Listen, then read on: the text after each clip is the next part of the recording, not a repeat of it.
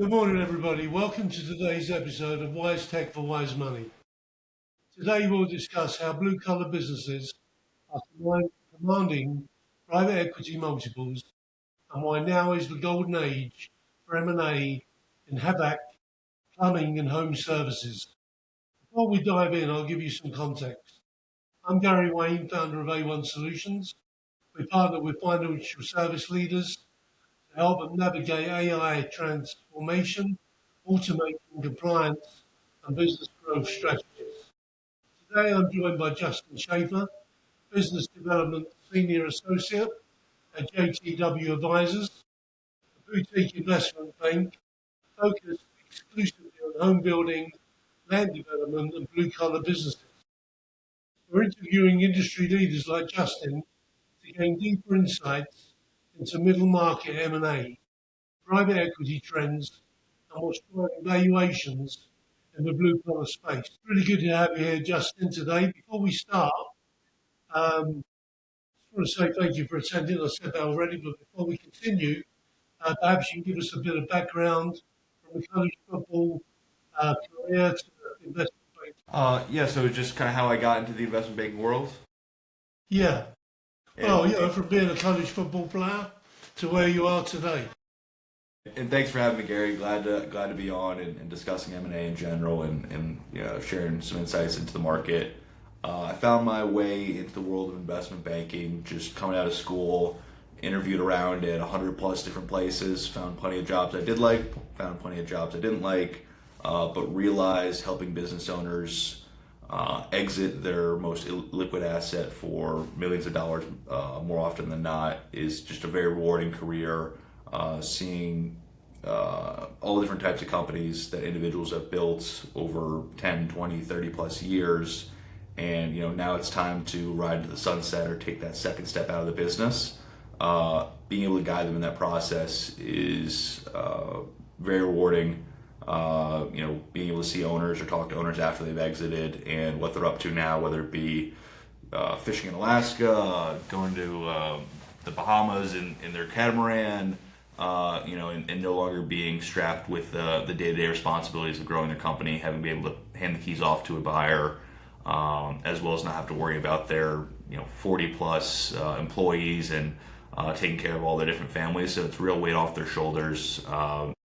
But back to how I got into this world, was in finance and marketing for schooling in college, and interviewed around. Ended up being lucky at an interview. Got a job at Woodbridge International, sell-side M&A firm, industry-agnostic, U.S. and Canada. One to call it 25 million of EBITDA, and started there as a marketing associate. So it's really from the ground up. My day one at my job was to call 300 groups that had the CIM, the Confidentiality Information Memorandum, on a transaction. It was called Atlanta Cheesecake Company. So I had to be an expert in how you produce tens of thousands of cheesecakes every month, and was encouraging those bookholders to submit offers on the company. Did that for about a year, then became a closing analyst, and then did that for about a year, then became a closer, called a quasi-MD, whereas leading my own deals from cradle to grave. So helping land clients and then also putting together all the materials to prepare them for market, launching them out to market. We'd go out to a pretty wide universe, about 7,500 private equity groups and 30,000 plus strategics on every transaction. So trying to create a pretty competitive auction and drive up valuation. So at the end of the day, our client knew they got the best price for their business. What were the most important lessons you learned in your early days at Woodbridge? I think the most important things I learned was building trust with your client. The deal process gets hard, and you try to level set early on in the process that it's not going to be an easy process. You're going to have to pull a whole bunch of different information, some information you don't even know you have, depending on your level of sophistication. From a finance perspective, this stuff could be hard. You might have to pull in additional parties, but just being able to be a real person with them, show that you care, show that you're working on the same team, and that we're going to be able to navigate through this together. We've done this many different times before, so we've seen all the issues that are going to come up in a transaction, And we want to help guide you through that. You don't worry, don't stress. It's all going to be okay at the end of the day. And just lean on us, and we can help guide you through the process. If you ever feel something's too tough, take a deep breath. We can pause for a day or two or a week, but there's incremental steps that you can make to continue making progress, especially as you're under due diligence. You feel you're one owner. You maybe have pulled in an accountant or a CFO to help you in the process. Maybe you have a second in command that you made aware of the sale that can be your confidant and champion to help you pull this information. And you have 5 to 15 individuals on the other side, whether it be the private equity group, financial buyer, strategic, quality of earnings firm, all these different due diligence streams that need to get done. It seems like everyone's asking a million questions. You might have 500 requests to fill. So we'll help you with that. We'll translate it to private equity language to business owner language, so it all makes sense and you're not stuck kind of treading water. Well, you mentioned, I think that you generated over $12 million in success fees at Woodbridge. Yep, that sounds about the right number. It probably sounds could be like higher. Sounds like a lot to me. What was the secret of your success? I think the secret of success, one, the firm had a great marketing engine, so they were very high in SEO, bringing in clients. They also had a differentiated approach to winning clients. It was, we're going to tap the entire market. A lot of investment banks or private equity or investment banks or sell-side M&A firms go out to 150 to 250 buyers in one transaction. The fact that we were going out to tens of thousands really resonated with business owners and gave them an appreciation that, we're going to turn over every rock. Do you still do that today? Yep. So with JTW Advisors, I've been with the firm for a little over 6 months, and we're slowly building up our universe of buyers that we go out to on every transaction. We probably go out to 2,000 or so buyers. We do have a little bit more of a niche, so we're just in we call it building products and services, probably more commonly known as call it blue collar businesses. So anything that touches commercial or residential from a products or services or distribution standpoint.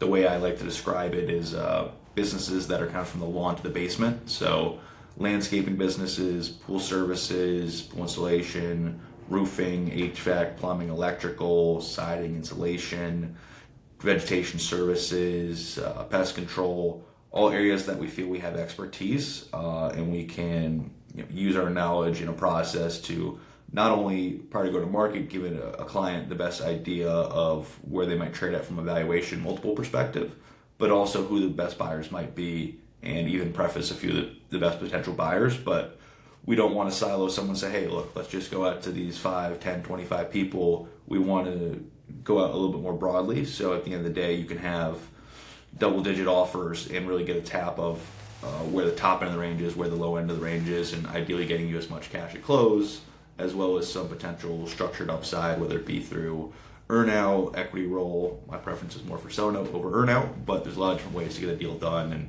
And there's a structure that makes sense for the buyer, there's a structure that makes sense for the seller, and you got to find that common medium. Take me back to William Raveis Estate Agents, Real Estate, where you wore 2 hats. I think you were a VP of Business Development and an Acquisition Tech Integration Manager. Tell me all about that. Yeah, so I switched over to the buy side. So it was 4 years at Woodbridge International, 4 years at William Raveis Real Estate. It's a top, call it 10 or 15 residential real estate firm in the U.S. They're independently owned. So I was working directly under the CFO as well as the CEO in sourcing acquisitions, as well as doing all the acquisition analysis and the integration of the transaction. So it was a lot of fun, kind of a team of one, but it was very rewarding. For William Raveis, think of Compass, Coldwell Banker, Keller Williams, playing in that same world. We had about, when I left, call it 4,500 real estate agents. We had 145 offices, 440 employees across 9 states.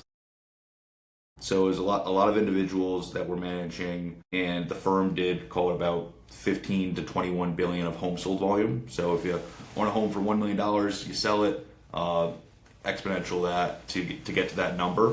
but we did acquisitions of, I think, 6 offices in the Hamptons. We probably acquired 20 or so offices in Florida, both on the East and West Coast. We did 10 or so offices in Massachusetts, maybe another 10 in the Northeast. So it was a lot of fun working with family founder-owned residential real estate brokerages and helping guide them through the process of an acquisition. It was difficult, sitting on the buy side and working in the best interests of William Raveis, and also having not sympathy, but a respect or an appreciation for sellers, and trying to make sure we structure the best deal that is fair to us as a buyer, but also fair to the owner, so that they can be extremely happy with an exit. We can walk hand in hand to the next stage of the process. And also the most important thing was keeping all their real estate agents. So making sure I handled our HR team, our IT team, our accounting team in onboarding this new acquisition, so they can be successful, receive the benefits of a larger organization, and hopefully continue to close more home transactions. What did you learn about making acquisitions actually work after the papers are signed? Yeah, it was, I think the important thing is to always have a key person in the transaction, whether it be on the sell side or the buy side, kind of going back to that building of trust. On the sell side, I was, the number one person that the seller was working with. Any questions or concerns, they could go to me, and I could direct them to the right person, or, answer the questions myself, or translate what was going on. Same thing on the buy side. So we had 8 divisions that I'd have to help integrate for this deal post-acquisition, and my job was to be there throughout the process. So one, I'm helping structure the actual enterprise value, the transaction, the structure, get that approved by my CEO and CFO, communicate the deal, get the deal done, and then once the deal's done, now the real fun starts, and there's going to be 25 plus people that this owner's working with. There's a lot of information we need to pull prior to actually announcing the launch, and then also organizing, all right, day one post integration, all right, we're gonna have to go down there, we're gonna have a presentation in front of all of your agents, we're gonna get them onboarded to all of our systems, so it feels like they're drinking through a fire hose, and we try to make that a little bit more of a water fountain, where it's more easy to digest and understand, but being there for the owner, just helping, look, if you have a question, you don't know who to reach out to, I know the best person, just reach out to me. Don't overcomplicate things. You spent 4 years acquiring real estate brokerages. What patterns did you see in that made them successful versus unsuccessful? Yeah, so it's differentiating yourself in the market. Residential real estate firms, there's a lot of them out there. There's a lot of major players, but at the end of the day, the way you build new business in real estate is through relationships. So I would try to do the same type of thing, building relationships with owners and just guiding them through, what we're seeing in the marketplace. We had 145 offices, 9 different states, so we had a pretty good pulse on the market in terms of where trends were, in terms of home residential valuations, where the market's trending, a good pulse on interest rates and things like that. So it was just getting a best understanding of kind of where the market is, communicate to them. And there's no secret sauce. It's something that these people had built up over many years, and they would just try to find their niche in the marketplace. And some would completely dominate. Some would be a second or third, regional expert. But just trying to be as diversified as you can, trying to be as accommodating as you can, and make sure you're doing the best thing for your client. Your buy-side experience, how did that change the way you now advise sellers? What do you see differently, having been on both sides of the table? Yeah, so I'd like to say I had a great expertise on it when I was on the sell side, just working across the table from a lot of different types of buyers. But it was a completely different world. I learned a lot of intricacies on how a transaction gets done from a buyer's perspective, what you need to do, what are the red flags, how those red flags actually come about, and also the deal review process from a buyer's perspective. So that's given me a lot more insight as I'm back on the sell side, understanding what a buyer has to deal with, the fact that they have to go to an investment committee or go to a CEO, CFO to get a valuation approved. or they may love the deal, they may have been able to get comfortable with customer concentration or uh, revenue mix, things like that. But at the end of the day, they still have to report to the guy that signs the checks or the individual that makes the final decision. So while you may have been able to flush everything out with a specific individual, there's still a level of reporting or communication that needs to happen internally before you can get that final thumbs up or yes. So I think I should have a better appreciation for that, how long that process may or may not take. So while you think someone's ready to go, you provided them everything, there's still internal lag that could potentially slow down a process. I always like to move as quickly as possible because time kills all deals. But there's also a nature of making sure it's the right deal, make sure a buyer's fully prepared for the transaction, and that they fully vetted everything. So when they do give you an offer, they can stand behind it and aren't going to have to, retrade that offer down, weeks or months later. JTW are doing a lot of blue collar services, so I read. Tell me what the focus is on that. And well, I'm interested to know actually. We hear a lot of talk about AI, and that basically the value of blue collar businesses is actually starting to go through the roof. Yep. Talk me through that, will you? Yeah, so it seems that through this AI boom, I think we're still in the early stages, but it's just become more and more evident that these salt of the earth, dealing with your hands type businesses, whether it be home or commercial services, are just a business that's not going away. Whether it be roofing, whether it be HVAC, electrical, plumbing, all these things can be improved by AI, whether it be through their marketing or their back-end systems or their trackability on jobs. But there's nothing that's going to replace outside of maybe a Tesla robot that's can fix your kitchen sink. Outside of that happening, you're going to have boots on the ground. You're going to have people going out to homes and getting this stuff fixed. This is time sensitive stuff. When you have something go wrong in your home or at your business or at where have you, you want to get this done pronto. There's a limiting factor that you can't do X, Y, or Z in your place of business or home, and you want to get that fixed right away. So it's not that you'll pay any cost, but you want to find the right person that's going to get the job done right the first time, not have to call someone out 2 or 3 times and be sitting there watching them, or just make sure you open the door for them. But really, it's just these businesses can't necessarily be displaced by AI, and that's why there's been a greater renewed interest from private equity groups, financial buyers, in investing in the space. There's a lot of different roll-ups of groups trying to consolidate various industries or end markets to have some volumes of scale, offer better pricing, and hopefully offer a better service to the end customer at the end of the day. So you were telling me about blue collar services and why, obviously, even with the advent of the AI, they're obviously very very interesting to the market. Yep. So I think I gave a pretty good overview there, but I happy to I can go back into it. But Let's have a recap on that. yeah, you can take the better version. But yeah, in terms of blue collar businesses and their exposure to AI, I think at the end of the day, it can help in terms of building out their marketing, and it could help with their management of various projects. It could do things like that, but nothing's going to stop the need for boots on the ground and having someone actually come into your home or place or business to get these jobs done. So that's why there's been a persistent interest from private equity groups, portfolio companies, strategic buyers on consolidating various industries. I'd say HVAC, you might be in the 7th inning, landscaping, maybe you're more in the 3rd inning.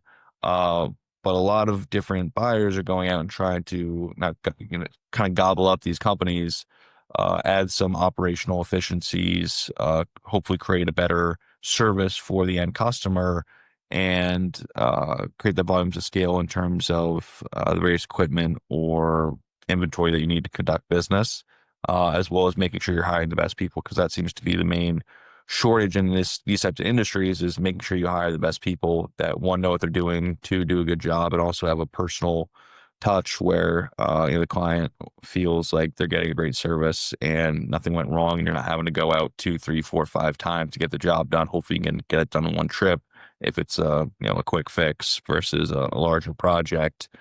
But yeah, you have to be competitive on bidding, and AI can certainly help with that as well. But AI can't displace these you know really boots on the ground type businesses. You spoke about selling 3 of these companies in the last 18 months on 8 to 11 times EBITDA. That sounds quite high. Is that high, or is that normal, or is that something that's going higher? Yeah, so I think valuations have started to soften a little bit. Our firm has been around in the blue collar business space, this were specific vertical for about 18 months. We've sold 3 HVAC companies. All of those were residential with some nature of recurring revenue, which is why you get those 8 to 11 type time multiples. If you're more new install or new construction, the valuation starts to trend down, maybe looking at more of a 4 to 7 plus X type number, depending on the size of your business and your revenue mix. But in terms of the deals that are out there right now, it seems like it's far and few between for the A assets, the top tier assets that people are willing to pay up for. So those deals are coming quite competitive. I've heard of a pest control company going for 17 times. I've heard of a landscaper going for 15 times. But again, those are businesses that likely have 80% plus of recurring revenue, which is always a hot button word for private equity groups or financial buyers alike, that the business is going to be dependable or resistant to cyclical trends. And there's a lot more C assets or D assets that are out there that have a little bit of hair on them, whether there's customer concentration, whether it is all new construction, and that it's been a little bit harder for buyers to pay up for it. The process might still be competitive, but people are being a little bit more gun shy in terms of how much cash to close they want to do, and what their total enterprise value is going to be. Yeah, I think you mentioned that some of these landscape companies have gone for 15 and 17 times. Mm-hmm. Is that been the norm over the last couple of years, or? I'd say it's something that started, in the HVAC space. It's probably been going on for a little while, but in the landscaping space, it started to heat up. There's a lot of different private equity groups that have a platform in the space. Some of them are billion-dollar AUM firms, other of them $100 million AUM firms, and they have a large platform. They may have already done a few different add-on acquisitions, and they're just looking to add additional industry experts or large regional players that can give them a little bit of a shot in the arm and enter a new market and continue to grab more and more customers. So there's groups that are commercial landscaping, there's groups that are residential landscaping. There's different things you're looking for, ideally in both. And there's not that many landscaping companies of size, or there's only a limited number of size that haven't been acquired already, that fit those molds. So people are looking for a specific type of business, but there's also, they can work a little bit outside, or color a little bit outside the lines for that to make the deal work for them. It may not be a 15 times multiple. It may be something that's more a high single digit number.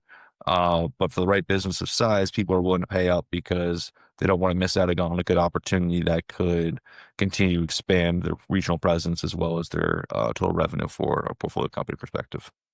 So do you see this sort of trend continuing? I'd say I'd see it continuing, and it's only going to continue to get fragmented into more and more markets. So you'll see people have already started getting into the fencing world, the paving world. Lake management is a new one that's probably in its early innings, but people are starting to take a closer look there. Concrete and foundation restoration, all these different types of blue collar businesses are becoming more and more of a investment thesis for various different private equity groups that they want to find a platform in if they don't have one already, and then going out and finding more deals to get done to help them grow the organization outside of organic growth. And a lot of groups try to source them proprietarily, but a lot of them look for broker-backed processes as well, like a deal that we bring to market. So we know all these buyers in the various different industries, and if we don't, we go and try to find them. So we do a lot of research up front prior to bringing a client to market. So we make sure any best potential buyer is going to at least have a chance to look at the deal. whether they're looking at other deals and this one can't be the top of the folder right now, or if they're ready to go, we're happy to get them involved, review the transaction, highlight all the good things about the deal, highlight all the bad things about the deal. So when they ultimately submit an offer, you can feel pretty confident they're going to stand behind it. They're going to come in competitively, and that they're going to be able to hold that offer throughout the entire diligence process outside of some magnanimous things that might get found in QV. Well, do you see the independent contractors disappearing more and more as these companies swallow up, smaller businesses? I'd say it's you're never going to see them go away. There'll be some people that don't want to sell, or some people that are just starting in the industry, or larger regional players that don't want to conform or exit to a private equity or larger strategic buyer that's more financial in nature. Uh, but it's kind of like a hydra in some sense, where as all these different groups join private equity and they've joined a large organization, some of them do it really well and they do a great job. They're very personal. They don't lose that founder-owned feel to the business. But a lot of groups, as they scale, they lose that founder-owned feel. It's not like you personally know the owner anymore, or the quality of work doesn't have the same family stamp on it. So as these companies get acquired, I think more and more independent type ownership companies start to pop up in that same field. So you buy a commercial landscaper in Palm Beach, Florida, and you run it for 5 years. More and more smaller firms are going to continue to pop up, and then some of them might be able to cut into your business a little bit just because they have that family founder owned feel. And some people prefer that type of business versus going with a larger private equity group owned company. But sometimes people can't even tell the difference.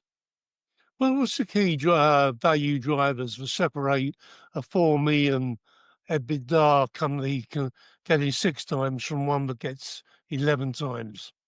Yeah, so there's a lot of upfront work that sellers can do to best prepare themselves for an exit. That's why, while I'd love for a business owner to call me and say, "Hey, look, I want to sell my business tomorrow," at the end of the day, we want them to go through the process the right way, and we're not going to try to rush them to market if we don't feel it's the best time for them to sell, or we don't align on where they think they're going to trade at valuation wise. We'll say, "Look, let's not take you on now. Let's wait a few years, or here's what you need to do to get to that stage." So I think the number one thing I always recommend is, getting a quality accountant or CPA firm in your business to help you better understand your numbers. Make sure you can have pipeline, backlog information, various customer data, all the proper reporting that needs to be done. And you may have been getting by with not necessarily the bare minimum, but not the industry standard. So having that industry standard where you can pull this various information you're going to need in the process is extremely beneficial for a buyer, and I think can get you an extra turn or two of EBITDA because it's more easy to review your process. The banker and yourself, we can stand behind your numbers a little bit easier, saying, "Look, you have this concern. Here's X, Y, and Z financials that back up our claim about the business." So it's one, just the level of sophistication, level of reporting is one important part. You want to have a good team in your court. So having a good banker, having a good accountant, having a good lawyer, having a tax individual to make sure you're best prepared for a sale. And I think it's also your revenue mix. So it's somewhat it's out of your control based on the business that you built. But the stuff that's more recurring revenue, the stuff that's contracted, you're going to get a higher multiple off of. The stuff that's more project based, or hurricane work, things like that, you're going to get a lower multiple on. So it's the nature of what your business is, but it's also how sophisticated you are as a seller. And while I'd love to say that every owner should be able to sell their business by themselves, they don't need a broker. I'd like to say we do our job well. We help you get a turn to 3+ turns more on a transaction, because one, we know all the best buyers to go to, and we're going to create a competitive auction process. If you do have a buyer that comes to you directly, I'm not saying that you're not going to get a market value number, but they can be a little bit more advantageous and say, "Hey, look, this is what the market is," or they can try to beat you down over time, and you don't have someone working on your side in your best interests, helping you pull those numbers, helping you put the little bit of spin on it, or sugar on it that makes it a little bit more palatable to a buyer.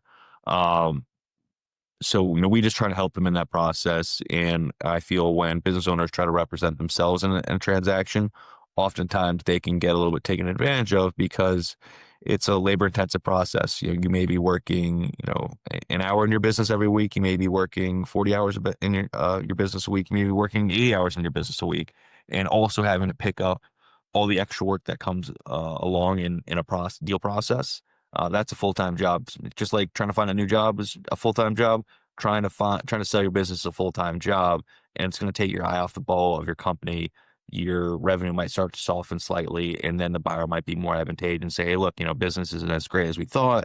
When we first started this, we're going to have to revise our price down, or they'll give you X, Y, or Z reason on why they need to revise their price down, or they may hold it, but you haven't gotten the full tap of the market in terms of see what other offers might come in at. So someone might be giving you a 5 times offer, but if you went to market, you can get a 7 times offer. So sometimes it makes sense to leave money on the table. Sometimes if you want to sell for the best price, it may make sense to talk to a few other people just to make sure you're getting the best deal possible. And if you've owned the business for 30 plus years, you only get to do it once, unless you want to start up again in 3 or 5 years after you're not could be over, overlaps or things like that. No.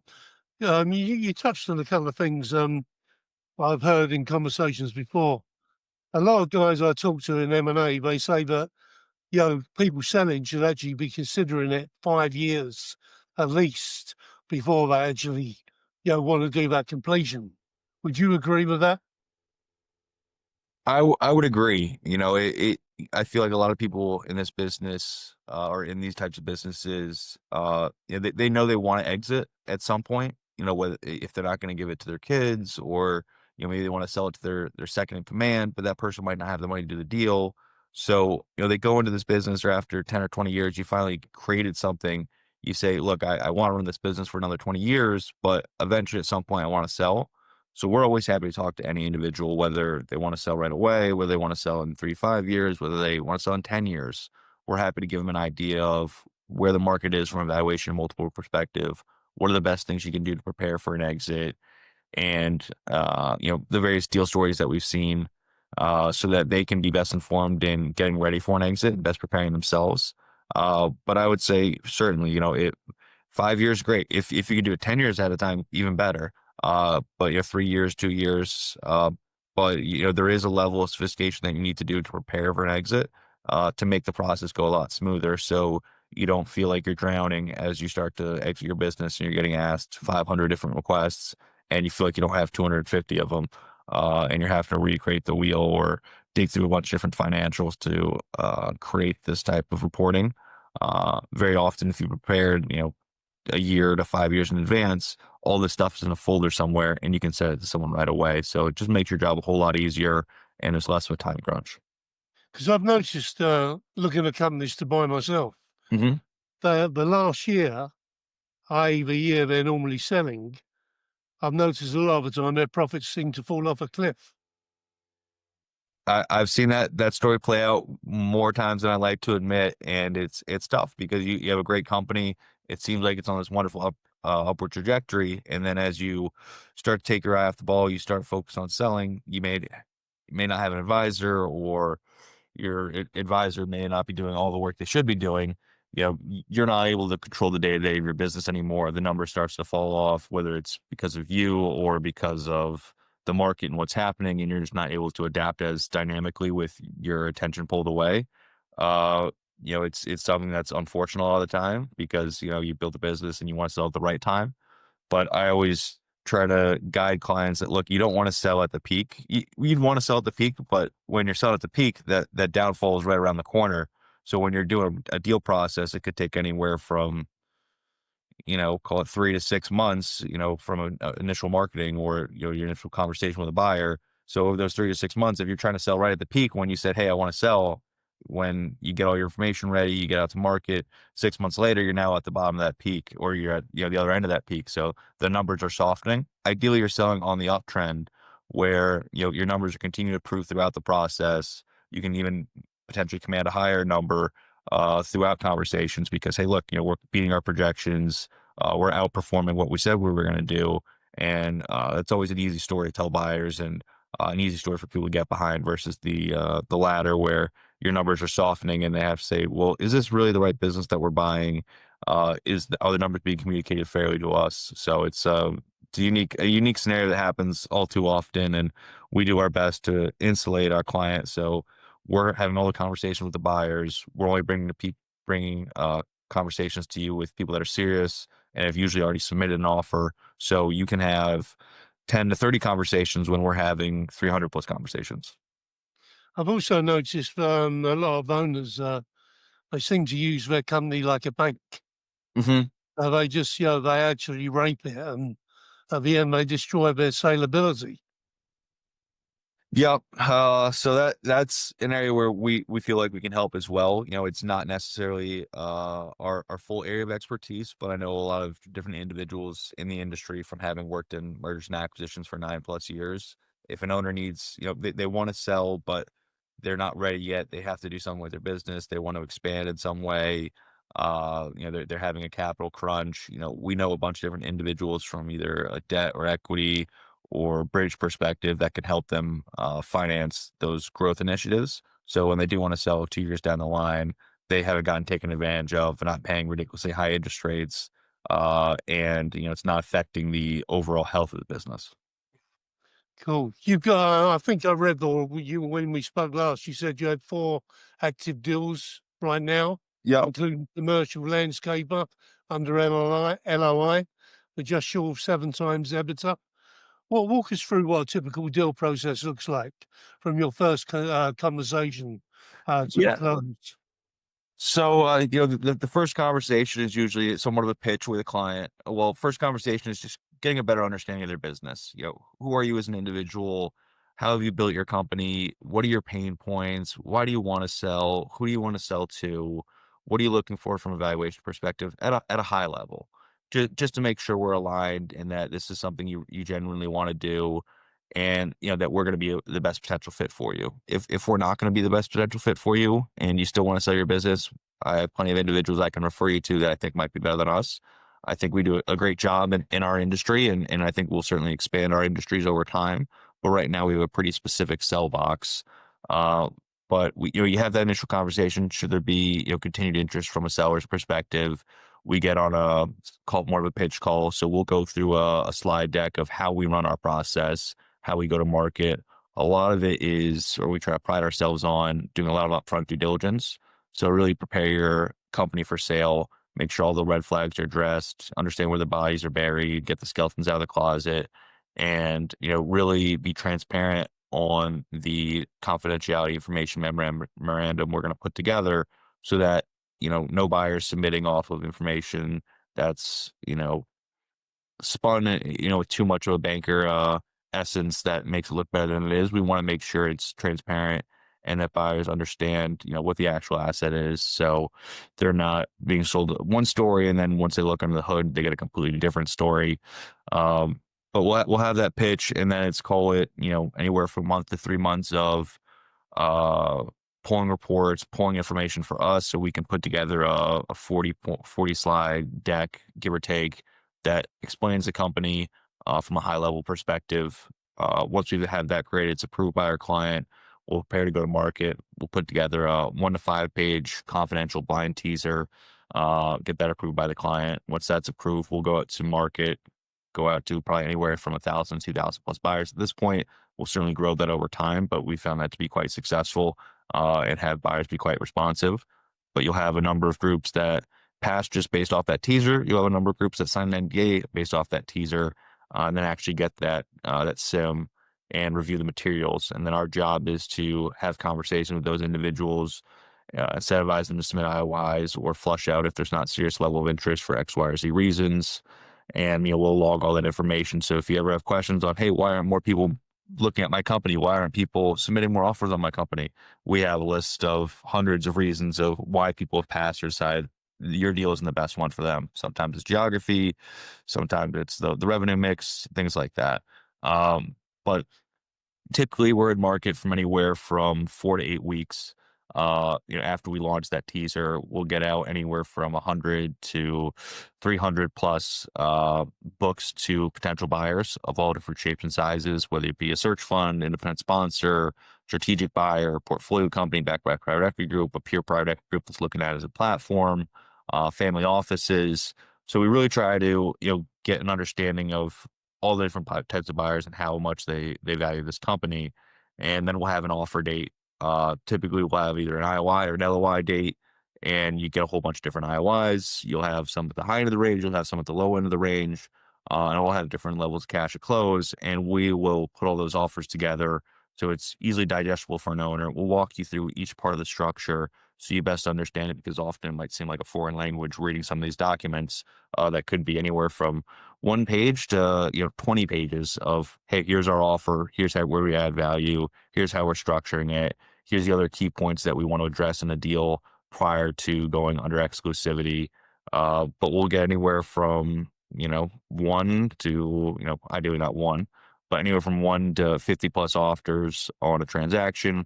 We'll put those all together on a analysis document so you can easily digest them, put them against each other, and we'll let you know, hey, look, here's your top, 10 individuals, top 3 to 5 individuals that we think have the highest likelihood to close, the largest strategic rationale, have the capital to do the deal, and we think would be a good buyer of your company. And then we would go up and set up management meetings. So you'll meet with anywhere from 5 to 20 individuals or firms that want to buy your company. They've already submitted a valuation that they feel comfortable at, and we'll encourage them to submit an LOI after that management meeting. So make sure they have everything possible prior to submitting that letter of intent. That's not binding, but it's a little bit more of a firm number. Have everything that they need so that they feel very confident that they're not going to change from that number undergoing exclusivity. And then once we have all those LOIs, we look at them with you as an owner. We decide who we ultimately want to go under exclusivity with. And once you're under LOI, it could be anywhere from 45 to 90 days. Some buyers will push for 120, although we'll push back pretty hard on that. But we'll really try to run that process efficiently, make sure they're trying to run processes in parallel. So not doing just financial diligence and then waiting until financial diligence is done to do their legal due diligence or environmental diligence, IT diligence, whatever they might need to do. So trying to run all those processes at the same time, so you're not having to sit and wait, and they're checking the box along the way and saying, all right, well, this didn't come out the way we wanted, so we're going to pass for X, Y, or Z reason. We've hopefully done enough work that there's not going to be as many questions going into exclusivity, so it can be more of a straightforward process. And we're not racing to the finish line, but we're getting everything done efficiently so it can go as quickly as possible. And you can ultimately exit and then stay around for your transition period, or stay on as long as you'd like, and then focus on what you want to do, whatever that might be, spend more time with kids or family or going out traveling. So what's the normal timeline?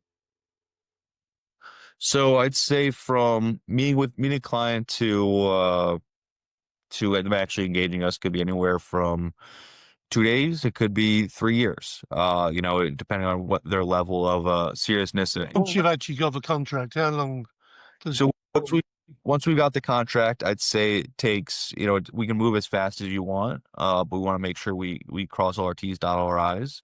But I'd say anywhere from call it about 1 to 3 months typically to get a client prepared to go to market. Once we're in market, you're talking about a month to 2 months, maybe 3 months until you go under exclusivity with a buyer. And then once you're under exclusivity, so call it a month to 3 months in market, a month to 3 months to prepare, a month to 3 months under LOI. So it could be anywhere from 3 to 9 months. Three is a perfect scenario. But I'd always say you're not going to go out to every single buyer in 3 months. You want to make sure you're taking your time, going to the right buyers, and you're going with the best deal possible. Well, what are the major bottlenecks you come across? I think the major bottlenecks you come across are it's mostly ends up being on the client side of things, where they're not able to pull the level of reporting that we need to best prepare them for market, and that's something where we're going to say, look, we're not going to do you a disservice by trying to go to market sooner rather than later, just because it's taking you a while to pull this information. We want you to pull everything that we need so we can best shine the light on your company and how great it is, and make sure we're going to be able to get the highest valuation for you. And we don't want to skip over things for the sake of getting out to market sooner, or trying to get a deal done before the end of the year, because we want to be fiduciary responsible to you at the end of the day. We want to make sure we're doing the best job for you. So very often clients can be a holdup, and sometimes that's the nature of the business because we want you to be focused on growing your company, not necessarily just pulling information for us. We understand that this is a core focus for you, but it's not what's paying your bills today. So we want to make sure you're able to pull things efficiently, and we'll be a little thorn in the side, prodding you, making sure we're making progress every single week. But sometimes that takes more than 3 months, and that's we don't love that, but sometimes it's just the nature of how it has to be because, you don't have that level of reporting just yet, but we'll be there. We're happy to go on site, typically go on site at least a day or two with every one of our clients to start pulling information, build a better rapport, and, make sure you better understand the process and why we're asking all the things we're asking. And it's not just because we want to be annoying or just because we want to look at the numbers. It's because we think it's going to add, real incremental value. How do you source deals? So sourcing it's a lot of fun. I like to joke it's making friends all day. So there's a nature of cold calling business owners and just saying, hey, look, here's our name, we're out here, here's what we do. And while I'd love for you to sell with us, understand you might not be looking to sell right now. So if there's any ways I can help you grow your business or be a resource to you in mergers and acquisitions, we'd be happy to do so. I can let individuals know, hey, here's how you best prepare for your to exit. Here's a couple people that can help you in that process. Here's an accounting firm. Here's a CPA that I think could help professionalize your reporting. Um, do you have an M&A attorney that can help you look at, or a tax attorney that help you look at what's that right number you need to exit? Or we could put together a valuation as well of what your company's worth. Um, but yeah, no, I think it's. Sorry, what was the question again? I got lost in my train of thought there. How do you source deals? Yeah, so there's a nature of cold calling, and there's a nature of email distribution. So we have a bunch of different drip campaigns across a wide variety of different industries, just blasting out industry knowledge of how best to prepare your company for exit, what we're seeing from an industry perspective, what that makes a business more valuable, what makes them less valuable, why people are looking at your industry. We'll blast out certain deals that are getting done. Uh, so, we're just trying to build a communication with a lot of different business owners. And then it's going to, whether it be industry conferences or other things like that, local um, associations like the ASA. I've been going to a lot of different events, American Subcontractor Association, given we're in the quasi construction space. A lot of these individuals are companies we'd love to represent, and we're happy to just, shed some light on who is big bad private equity, or, why are they doing this? Why are they going about buying up your competitors, and help educate you so you feel like in going to exit, a little bit more.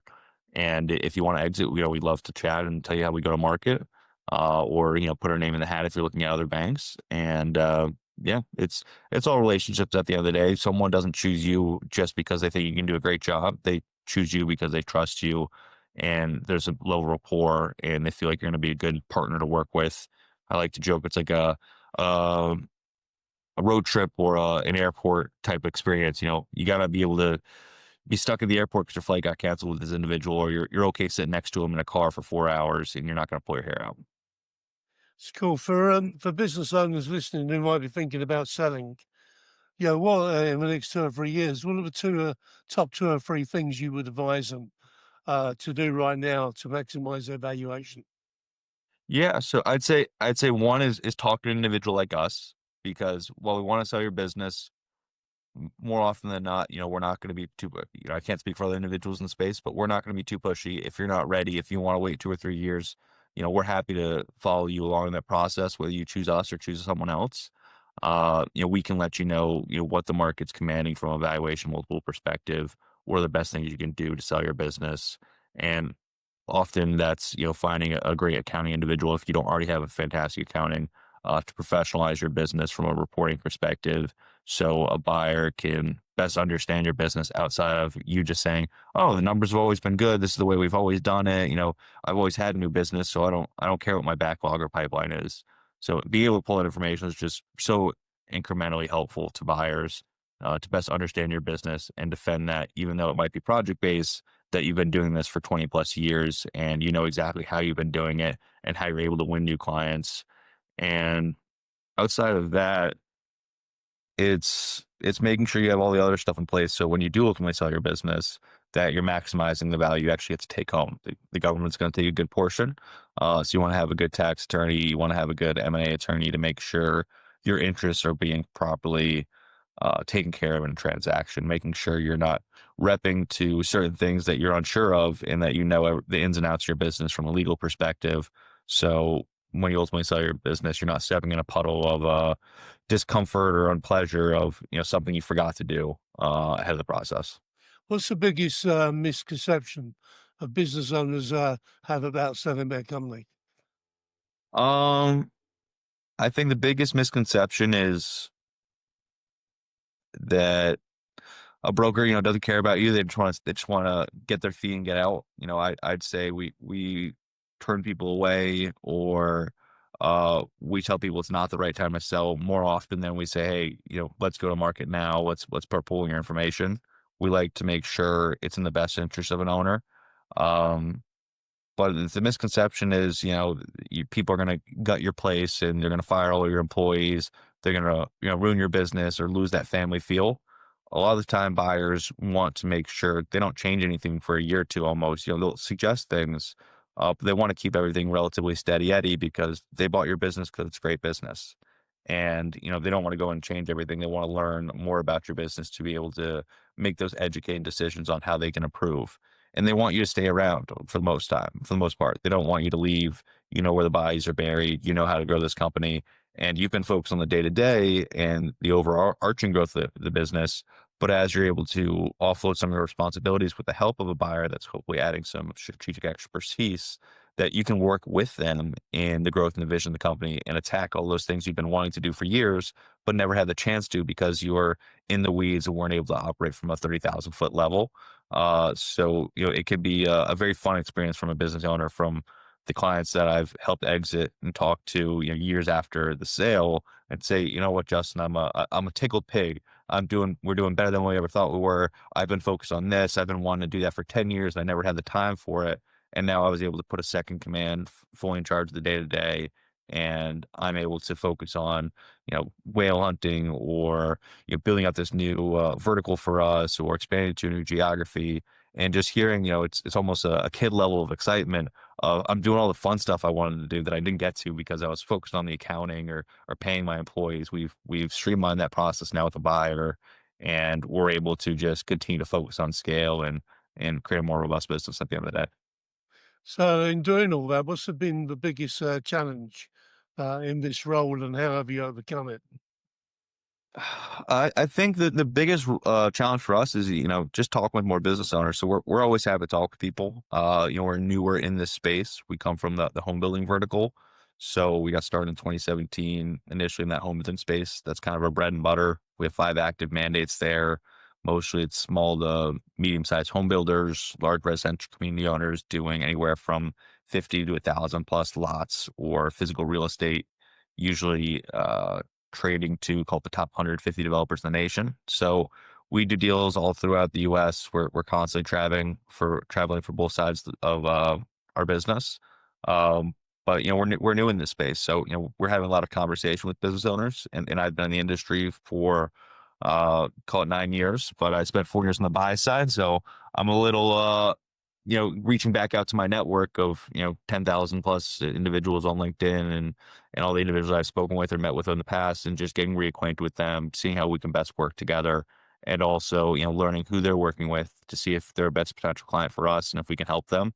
I think we do a great job, and at the end of the day, we only want to do a deal for someone that wants to get a deal done, and we want to make sure we're aligned. So if we're not going to get you the valuation you're looking for, we'll tell you honestly. We're not going to say, hey, look, we can get you 15 times if we don't actually think we can get you 15 times. And we try to trend to be a little more pessimistic. And I'm a fully optimistic guy. The glass is always half full, but in valuations, I have to be, put a little pessimistic hat on and say, look, while I think we could potentially get you 10 times, I think, within a 90% certainty, we can get you 7. Within 80% certainty, we can get you 8. Within a 75% certainty, we can get you 9. But we'll have those transparent, honest conversations, and we're not going to sugarcoat it for you, because it does you no service. It does us no service to say, hey, look, we'll get you 15 times. And then when it all boils down to it, running a process for 6, 9 months, all the offers are coming in at 9 or 8. So We want to make sure, we're, a smaller team, but, we do a lot here, and, our time is valuable just as your time is valuable. So we want to make sure that when we do go into this partnership of helping you sell your company, that we're also putting our best foot forward. We're all in agreement in terms of what our goals are and what we need to deliver on, and we'll do everything in our power to do that. It's quite interesting, actually. I mean, the multiples you talk about in the US, because in the UK, the same multiples, well, the multiples for the same types of companies are like 2 to 4. Hey, look, I'd say, look, Europe's early innings. You guys don't have as much AC out there. So, look, I feel like I want to start up an HVAC business in Europe and start preaching the good word of cool air in the summer. I'm sure a lot more people are potentially interested in getting that at some point. But you know better than me. But no, I haven't done as many deals outside of kind of continental North America. But at some point, we'd love to get into Europe. But I think it's many years away. But I think multiples at some point will start to expand in Europe as there becomes more and more buyer interest, and America becomes more and more consolidated across some of these industries. I think probably with automation and all that, that'd be quicker than you think. What's your aspirations? Where do you see yourself in the next 12, 24 months? What's the goal plan? Yeah, so I think, we're getting probably anywhere from, 3 to 5 deals done a year. We'll probably end up with 5 deals done this year in the blue collar business space. So I think in the next 12 to 24 months, hopefully, next year we'll have 10 to 12 deals done. The year after that, hoping for, 15 to 20. So just continue to help represent as many business owners as possible in successful exits. Right now we're a smaller team, but we're looking to grow. So we'll be adding more individuals to the business development team on the blue collar business vertical, as well as the execution team, just to be able to handle all these different deals, and making sure we're bringing on quality individuals that care about clients, have that fiduciary responsibility, and have the level of expertise that's needed to get your deals done. What's the one piece of advice you would wish someone had given you before when you were starting out? Uh, that's a good question. I guess the one piece of advice is just being personable. I've found that in the business, outside of all my knowledge on getting deals done, being personable and being a real person with other individuals has been uh the thing that I've always been able to fall back on to help get transactions done, because sometimes it's about the numbers, sometimes it's about the deal dynamics, sometimes it's just about being able to speak real with an individual so they understand where you're coming from, and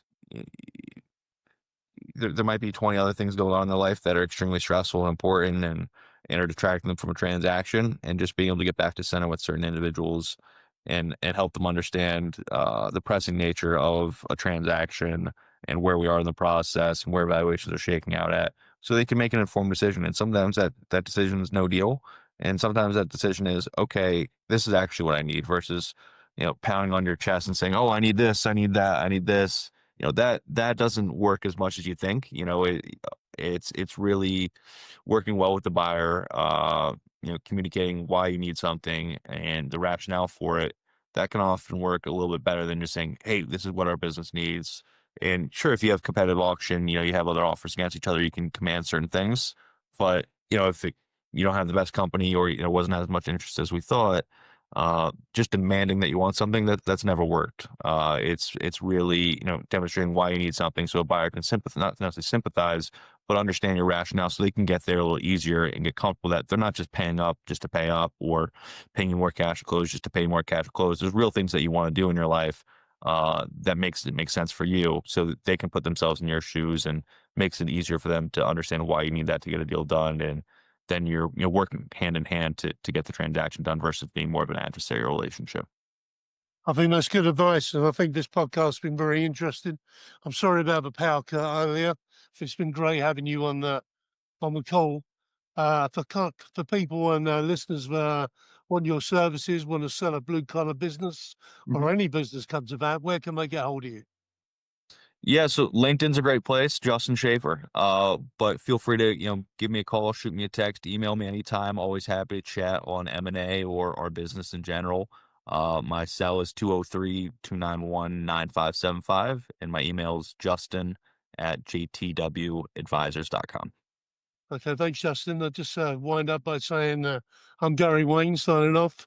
You can contact me on LinkedIn or at Gary at A1solutionsinternational.com or via my website, which is www.a1solutionsinternational.com. Justin, thanks so much for attending. It's been really good. I've really enjoyed the call. Didn't enjoy the power cut too much. Put me in a bit of a hot sweat, but I got myself back online and it was a good call. Thank you very much indeed. Thank you so much, Gary. I had a pleasure chatting with you here. You got great questions, and it's been a pleasure working with you on this. And looking forward to see how we can continue to work together and Right. talk and help some of these wonderful business owners out there.